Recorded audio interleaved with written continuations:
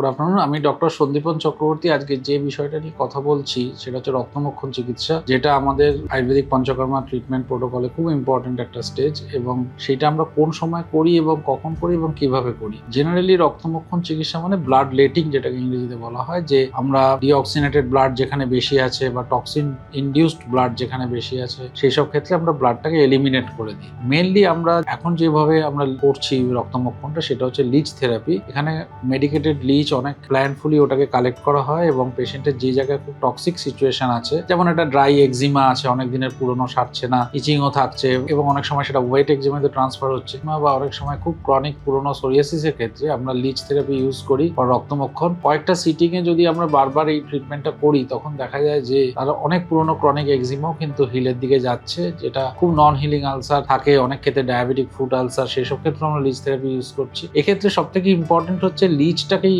ভালোভাবে কালেক্ট করতে হয়। প্রপার মেডিকেটেড লিচ না ইউজ করলে অনেক সময় সমস্যা হয়। সেই জন্য যিনি লিচ করছেন, লিচ আইসোলেট করছেন এবং লিচ যিনি সাপ্লাই করছেন তাকে খুব প্রফেশনাল হতে হবে। এবং আমরা দেখা যাচ্ছে আমাদের যে লিচ থেরাপি করছি তাদের প্রত্যেকটা ক্ষেত্রেই কিন্তু পেশেন্টদের আমরা ভালো রেসপন্স পাই। তো that is the very good option for our treatment protocol, যে আমরা লিচ থেরাপি যদি ইউজ করি। অনেক ক্ষেত্রেই আমরা খুব সমস্যাগুলো অনেক পুরনো হয়ে গেছে, যাকে আমরা ঠিক মতো ওষুধ এবং অন্যান্য থেরাপির মাধ্যমে সারাতে পারছি না, সেক্ষেত্রে কিন্তু লিচ থেরাপি খুব ইম্পর্টেন্ট রোল প্লে করছে। তো ডেফিনেটলি আমরা আয়ুষ্যতে এটা ভালোভাবে করতে পারছি। Thank you.